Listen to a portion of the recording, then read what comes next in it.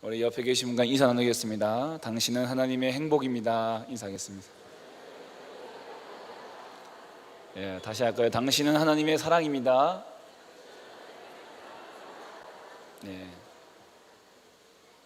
그래서 내 옆에 있는 형제와 자매를 보면 행복해지고 또한 사랑스러워질 것입니다. 아멘. 아닙니까? 다시 아멘.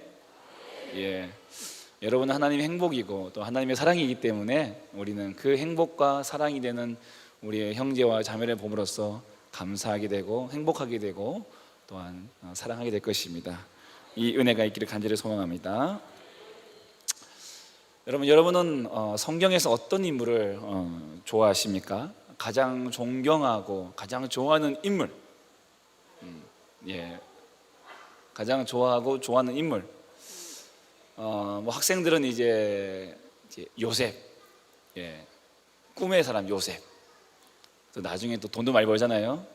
높은 지위도 올라가고 또 누굽니까? 다윗, 아주 믿음의 사람, 용맹한 다윗. 이전에도 없고 이후에도 없던 하나님의 사람 다윗. 또 다니엘, 그렇죠. 다니엘도 있습니다. 가장 또 좋아하는 사람 중에 한 명이 솔로몬.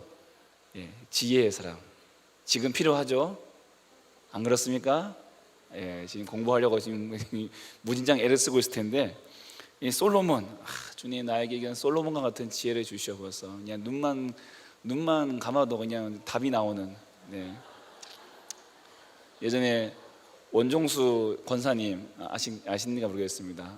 그 간증을 들어보니까 하나님께 은혜 주시니까 그 꼴찌가 전교 1등이 되는데 이제 뭐 답이 그냥 눈만 떠도 답이 보이더래요. 그래서 그때 얼마나 많은 이제 학생들이 이제 그런 은혜를 달라고 기도를 했는지 모릅니다.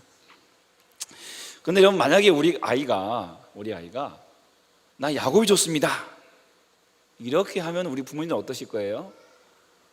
야곱이 좋아요 그러면 여러분, 우리 부모님들은 어떤 마음이 드십니까? 그래? 아유 기특하지, 장하지, 이러시겠습니까? 왜 하필 야곱이냐? 좀 다른 인물 찾아보면 안 되겠니? 물론 야곱도 좋지만 이왕이면 좀 솔로몬 어때? 아니면 뭐 야곱의 아들 요셉은 어때? 이렇게 우리가 얘기하지 않을까요? 왜 그럴까요? 야곱 하면은 우리는 항상 이제 어떤 이미지가 떠오릅니까? 사기 캐릭터. 여기서 말하는 사기 캐릭터란 정말 비현실적인 그런 캐릭터가 아니라 진짜 사기꾼 같은 캐릭터. 그런 사기꾼의 이미지가 야곱에게 있기 때문입니다. 그런데 또 그것도 사실이거든요. 인생 전체가 어떻게 보면 사기의 연속입니다. 태어날 때부터 형 발 뒤꿈치 붙잡고 나왔잖아요. 무슨 말일까요? 같이 났으니까 나도 같이 해줘. 같이 태어났으니까 나도 같이 해줘.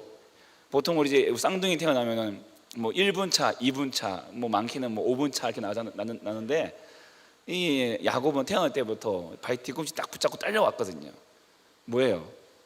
나도 똑같이 취급해줘. 이런 식이거든요. 또 1인자의 자리를 차지하기 위해서 형도 속이죠. 팥죽으로 속이고, 아버지도 속입니다. 염소털로 속입니다. 염소털을 갖다가 자기 털처럼 만들어가지고 눈먼 아버지를 속입니다. 그리고는 형 에서의 그 복수가 두려워서 야반 도주를 하죠. 거의 야반 도주는 마찬가지입니다. 아침 일찍 떠났다 하지라도 거의 뭐 이제 불이 나게 떠난 거죠. 삼촌 집에서도 하마터면은 이 평생 일만 하다가 이제 죽을 뻔했어요. 그런데 또 우리 야곱이 또 얼마나 또 사기성이 강합니까? 아버지 삼촌까지 속이죠. 삼촌도 만만치 않지만 그냥 그 삼촌에 능가하는 게 또 야곱이죠. 결국 삼촌 속이고 재산을 불려서 또 야반 도주를 합니다.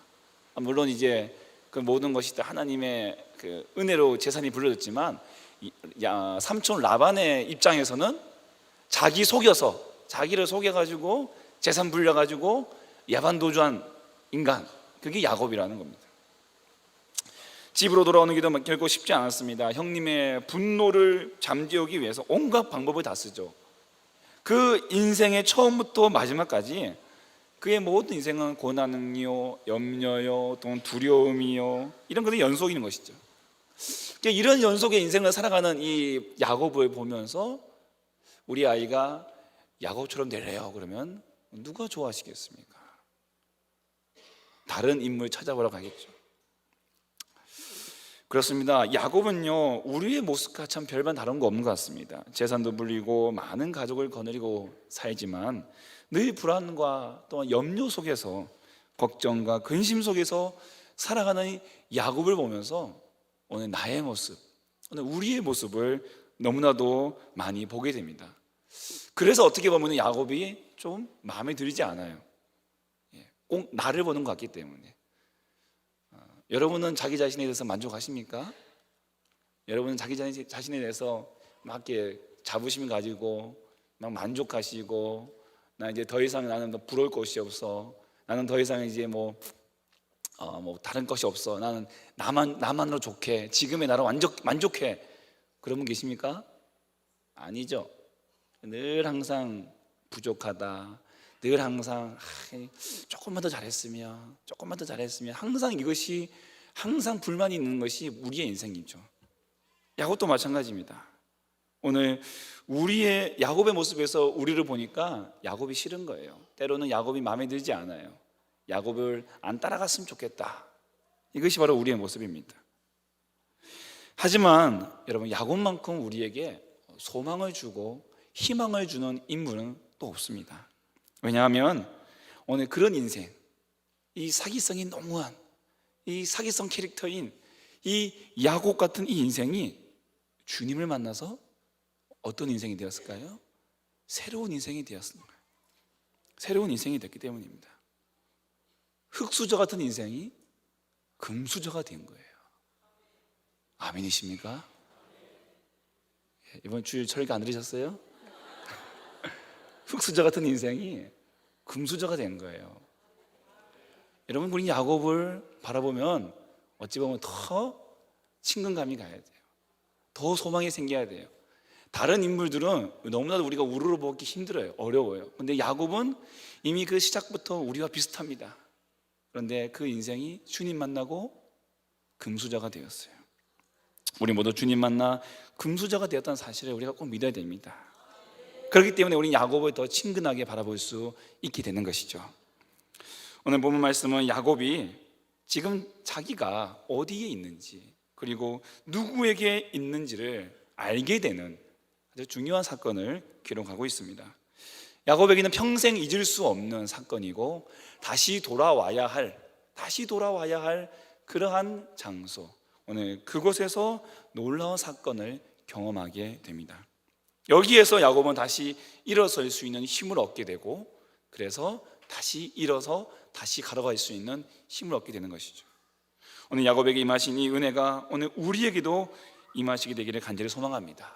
이 은혜를 사모하면서 함께 말씀을 보시겠습니다. 야곱은 형 에서에게서 이제 팥죽 한 그릇으로 이 장자의 이 장자권을 빼앗게 됩니다. 그리고 아버지 이삭이 나이가 들어서 눈에 보이지 않을 때에 염소 털을 자신 몸에다가 탁 씌우고 에서인 양 몰래 가서 에서인 양 속여서 아버지로부터 장자의 축복을 받게 됩니다. 이 사실을 알게 된 형 에서는 야곱을 죽이려 하죠. 가인이 아벨을 죽이려는 그 마음과 똑같습니다. 그래서 형 아버지가 죽으면은 나 이 저놈을 죽여버리겠어. 에서가 이제 막 씩씩거리면서 얘기하는 거예요. 이거를 엄마 리브가가 들었습니다. 그리고는 야곱에게 안 되겠다, 너 피해야겠다, 아무튼 너 죽겠다, 너 죽을지도 모르겠다. 그리고는 남편 이삭에게 얘기합니다. 여보, 에서가 데려온 가나안 여인들이, 가나안 며느리들이 너무 속썩이가 마음에 안 드는데 우리 둘째 아들 야곱만큼은 우리 오빠 이 외삼촌 라반의 집에 가서 그 집에 있는 딸을 며느리로 맞읍시다, 그럽시다 하니까 이삭도 또 그 부분에 있어서는 또 인정을 했어요. 에서가 데려온 가나안 며느리가 너무 마음에 안 드는 거예요.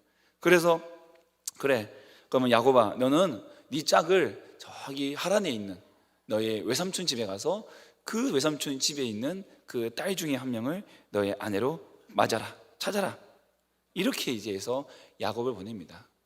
사실 뭐 겉으로 보기에는 평범한 한 젊은 한 남성의 짝을 찾기 위한 여정의 출발인 것처럼 보입니다. 하지만 이 야곱의 이 여정은 결국엔 자기가 지은 범죄에 대해서 정말 피할 곳을 찾아 도망가는 이 도피 행각이라는 거예요.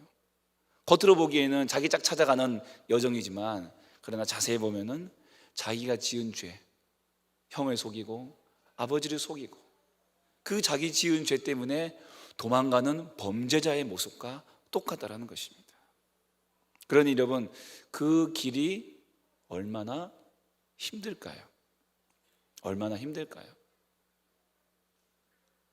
여러분, 똑같은 거리를 걸어가도 혼자 걸어가는 거리와 그리고 친구와 막 얘기하면서 웃으면서 걸어가는 그 거리의 그 느낌, 똑같은 거리지만 어떻습니까? 후자가 더 가깝게 느껴지죠. 가깝게 느껴집니다.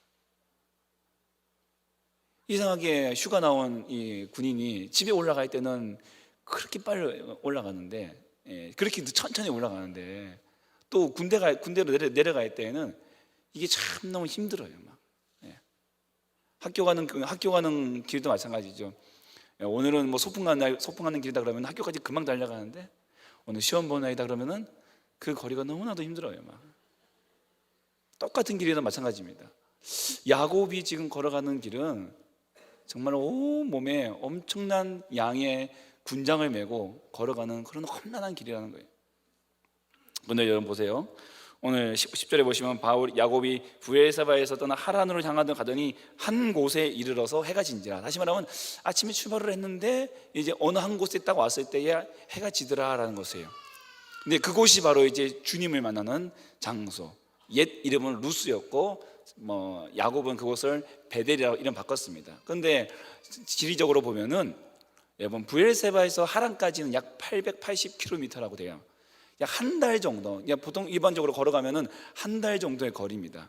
그런데 이 브엘세바에서 하란까지의 거리는 약 96km. 그러면 한 보통적인 걸음걸이라면 한 이틀 정도 걸리는 걸음이에요. 근데 여러분, 오늘 이 야곱은 하루 만에 왔어요. 하루 만에 왔어요. 무슨 얘기입니까? 자신의 범죄로 말미암아 언제 죽을지 모르는 그 두려움으로 정말 걸음아 나사렛라는 마음으로 달려왔다는 거예요. 그 광야길이 얼마나 고달프고 얼마나 힘들고 얼마나 무서웠겠습니까? 자신이 죄를 범하였다고 생각하지 않는 이상 이렇게까지 도망가듯이 달려가지는 않았을 거라는 거죠. 여러분, 지금 야곱이 당하는 고난, 이것은 결코 이유 없는 고난이 아닙니다. 이유 있는 고난입니다. 자신의 죄 때문에 당하는 고난입니다. 여러분, 우리의 고난이 결코 죄 없는 고난이라고 말할 수는 없습니다. 물론 우리가 주 안에서 다 죄사함 받았습니다. 그러나 여전히 우리 죄 안에 죄의 파편들이 있어요. 그 죄의 파편들 때문에 우리는 그 죄로 말미암아 때로는 넘어질 때도 있고, 때로는 슬퍼할 때도 있고, 두려움에 떨 수도 있습니다. 때로는 이 고난이 우리의 죄의 파편으로 말미암아 시작되는 것이라는 점이죠.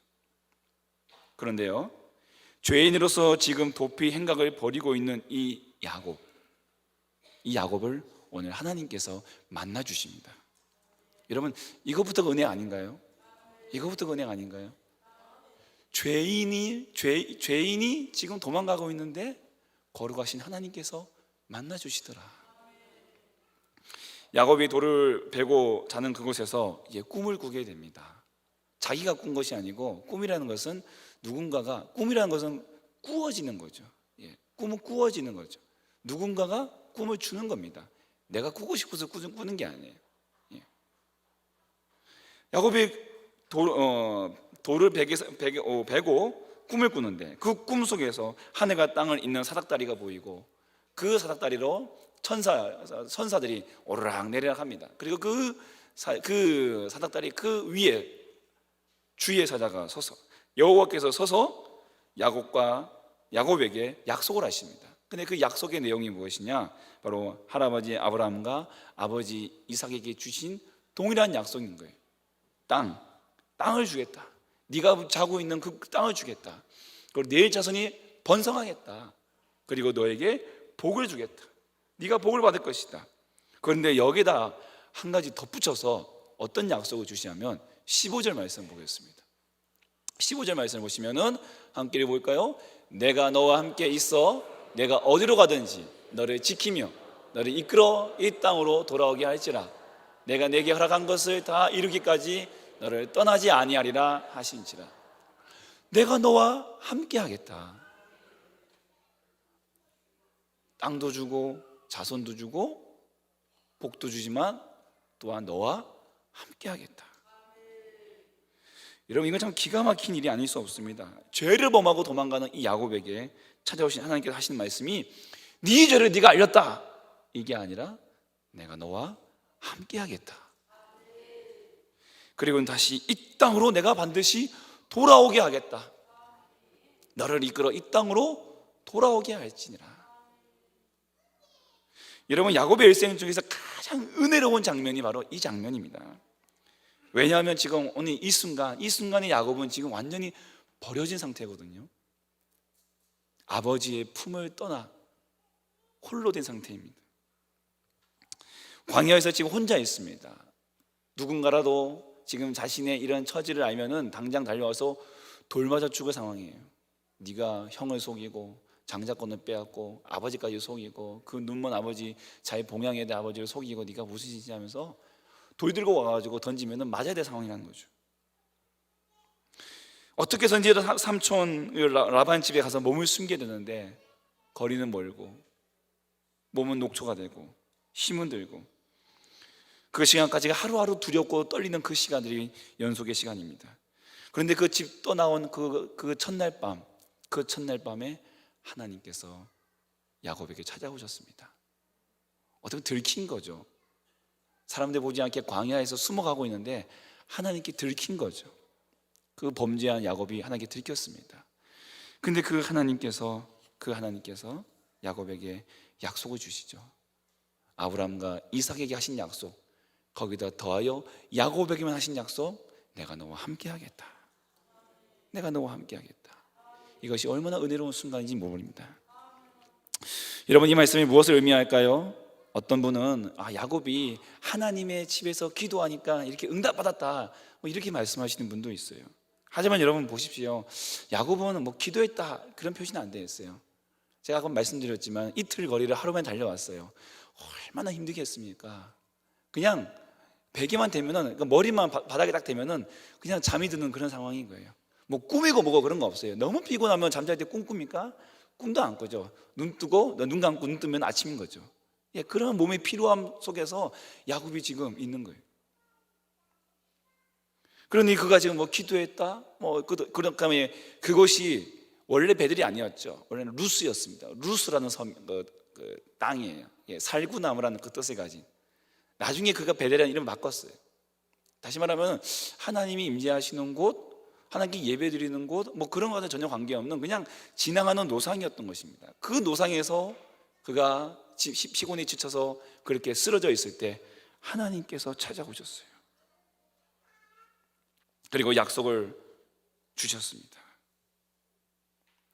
그 약속받은 야곱이 나중에 또 그 인생이 개가 전선해가지고 갱신돼가지고 새롭게 변화돼서 옳은 게 가느냐? 그건 아니죠. 여전히 라반의 집에서도 속고 속이고, 또한 돌아오는 길 속에서도 여전히 자기가 갖고 있는 계획들 버리지 못하죠.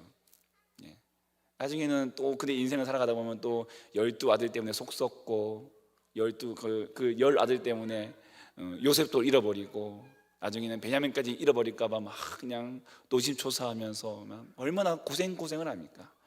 바로에게 가가지고 자신의 인생이 얼마나 나그네 인생, 얼마나 고난의 인생이냐고 그렇게 스스로 그렇게 고백을 합니까? 그럼에도 불구하고 오늘 이 사건을 통해서 하나님께서 말씀하시는 것이 무엇이냐? 아니, 야곱에게 하나님께서 깨닫게 하시고자 하는 것이 무엇이냐? 그것은 바로 16절의 말씀인 것입니다. 16절 함께 읽어보겠습니다. 야곱이 잠이 깨어 이르되 여호와께서 과연 여기 계시거늘 내가 알지 못하였도다. 여러분, 야곱이 자기는 홀로 있다고 생각하는 그 순간에 하나님이 어디에 계셨습니까? 어디에 계셨습니까? 여기에 계셨습니다. 야곱과 함께 계신 것입니다. 지금 야곱은 홀로 광야를 걷고 있다고 생각했습니다. 두려웠겠죠. 무서웠겠죠.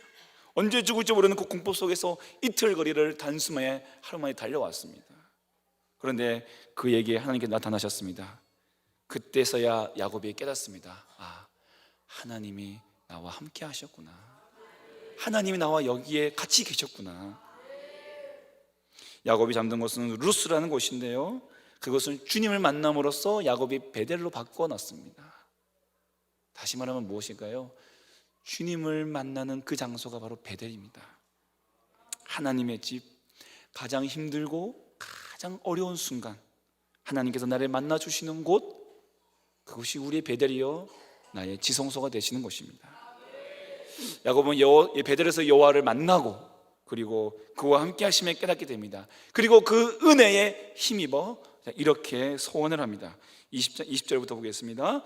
야곱이 서원하여 이르되 하나님이 나와 함께 계셔서 내가 가는 이 길에서 나를 지키시고 먹을 떡과 입을 옷을 주시어 내가 평안히 아버지 집으로 돌아가게 하시오면 아버지께서 나의 하나님이 되실 것이요 내가 기둥으로 세운 이 돌이 하나님의 집이 될 것이요 하나님께서 내게 주신 모든 것에서 10분의 1을 내가 반드시 하나님께 드리겠나이다 하였더라.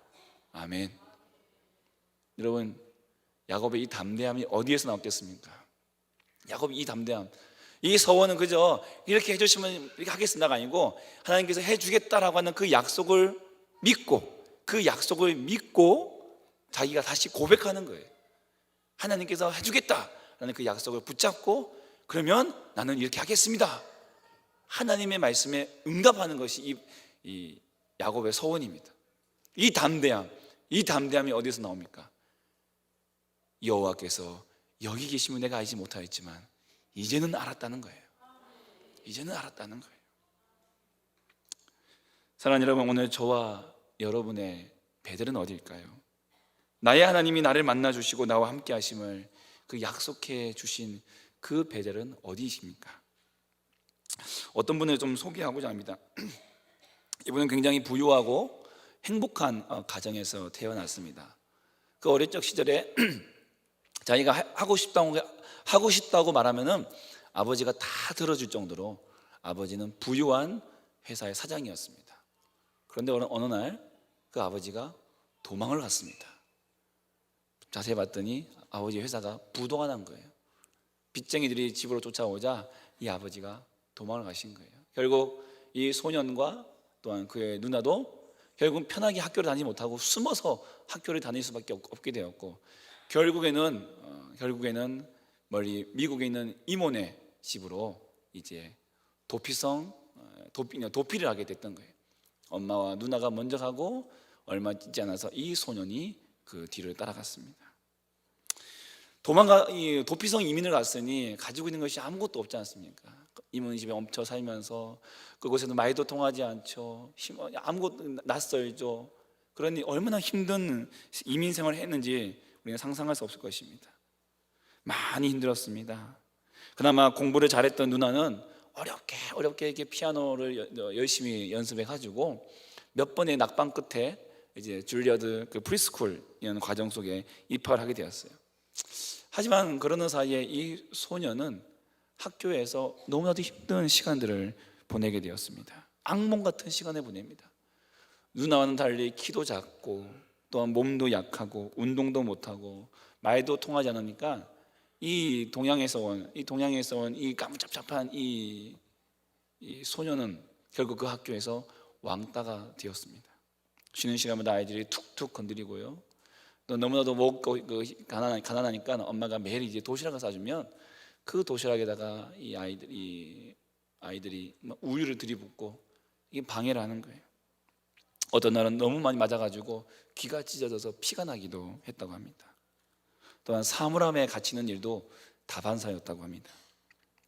아이들의 조롱을 피해서 이 학교에서 피할 수 있었던 유일한 곳이었다면 그곳은 바로 학교 화장실이었대요.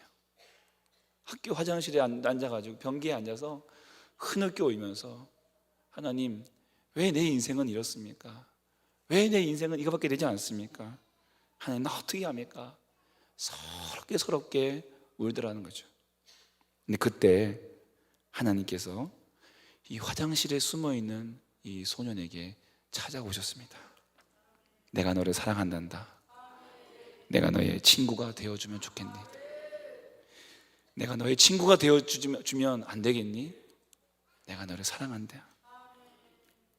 이 음성을 들은 이 소년의 마음에 벅찬 감동이 올라왔다고 합니다. 그리고는 이 화장실 문을 딱 나서는데 어디선가 플룻 소리가 들리다는 거예요. 그 학교의 밴드부에서 이제 밴드 연습을 하는데 플룻 소리가 들리다는 거예요. 그래가지고 그 플룻 소리를 따라서 그곳에 가가지고 선생님 앞에서 그 선생님의 권유로 플룻을 한번 불게 되었습니다. 근데 이제 뭐 도레미파솔라시도 나비야 조금 부르니까 선생님이 괜찮네, 잘하네 하니까 내친 김에 동해물과 백두산이를 쫙 불렀대요. 했대요. 선생님이 깜짝 놀라가지고 너 앞으로는 우리 밴드부에 와서 열심히 연습해라. 그때서야 비로소 이 아이가 칭찬을 받고 인정을 받았고, 그리고 정말 죽기 살기로 열심히 노력해가지고 이 아이가 나중에 13세에 기적처럼 줄리아드 프리스쿨 대학 장학생으로 합격하게 되었다고 합니다. 그가 바로 잘 아시는 송솔나무씨라는 분이에요. 플루리스트 송솔나무. 잘 모르십니까? 제가 사진을 좀 준비했어야 되는데 집에 가서 네이버에다 찾아보십시오. 송솔나무, 이름 참 특이하죠. 그분은 키가 좀 작고요. 이 단지도 되게 짧습니다. 플루 주자가 손이 짧다는 것은 약점이거든요. 진짜 최고의 약점은 천식 환자인 거예요. 폐의 64%밖에 쓰지 못한다는 이 천식 환자. 그럼에도 불구하고 하나님께서 그 소년을 만나 주셨고 그 소년의 길을 인도해 주셔서 세계적으로 쓰임받는 플루리스트가 되었습니다. 이번에 제가 확신의 삶 그 독서 모임을 하면서 바른 믿음, 다른 믿음 다 읽어보셨죠? 다시 한번 또 읽어보면서 그 담임 목사님의 간증을 다시 한번 좀 보게 되었습니다. 그 중학교 2학년 때 몸이 아프셔서 학교를 강제적으로 어떻게 보면 퇴학당하고 정말로 그 슬픈 남 속에서 어머님 따라 이렇게 부흥해 가셔가지고 성령님의 그 임재, 인격적인 임재를 경험하고, 그래서 그 속에서 하나님께 기도하는 가운데에 기도하게 되었다는 것이죠. 그리고 나서 그 자신의 그 어두웠던 자취방이 하나님을 만나는 지성소가 되었다. 하루 종일 성경 보다가 이불 뒤집어 쓰시고 기도하며 하염없이 올 때에 하나님께서 목사님을 만나 주셨다라고 하는 그 부분을 보면서 그것이 바로 하나님의 베델이구나. 송솔나무씨의 베델은 화장실에, 목사님에는 자취방. 오늘 저와 여러분은 어딘가요? 물론 이 베델이라는 것이 장소의 개념도 있습니다. 저는 어렸을 적 아버지와 함께 이제 옛날에는 이제 방 하나에 온 가족이 살지 않았나요? 그 저희 방은 옆에 조그마한 다락방이 하나 있어가지고 그 위에서 아버지 붙잡고 같이 방언 달라고 막 기도하던 그런 장소가 있었어요. 그리고 중학교 때는 아버지와 함께 서울 삼각산에 그 눈이 오고 비가 올 때 막 이제 온 몸에다가 이제 비닐을 다 뒤집어 쓰고 서울 삼각산 꼭대기에서 막 기도하던 그곳 베델이라는 곳이 있었고, 또한 30대에 사역지를 구하며 기도할 때에 정말 그 기도했던 기도원, 그곳이 베델이었고요. 여러분, 그러나 베델이라는 것은 장소의 개념도 있지만은 이 베델은 가장 고난받는 그곳, 가장 어렵고 힘든 그 순간, 가장 홀로 있다고 생각되는 바로 그곳이 바로 우리의 베델인 것입니다. 그곳에서 하나님이 나를 만나 주십니다.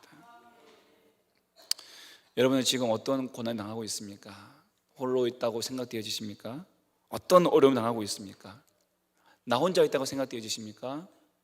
그러나 여러분, 바로 그곳이 여러분의 베델인 줄 믿습니다. 그곳에 지금 하나님이 여러분과 함께 하십니다. 여호와께서 여기 계신 것을 내가 알지 못하였노라. 그러나 이제 내가 알았으니 이제 내가 주를 보았으니 내가 주의 약속을 붙잡고 내가 걸어갈 때 주님 나를 붙잡아 주시옵소서. 이러한 담대한 이 고백이 저와 여러분 가운데 있기를 간절히 소망합니다. 오늘 우리 마음 가운데에 이 배들을 다시 한번 확인하시기 바랍니다.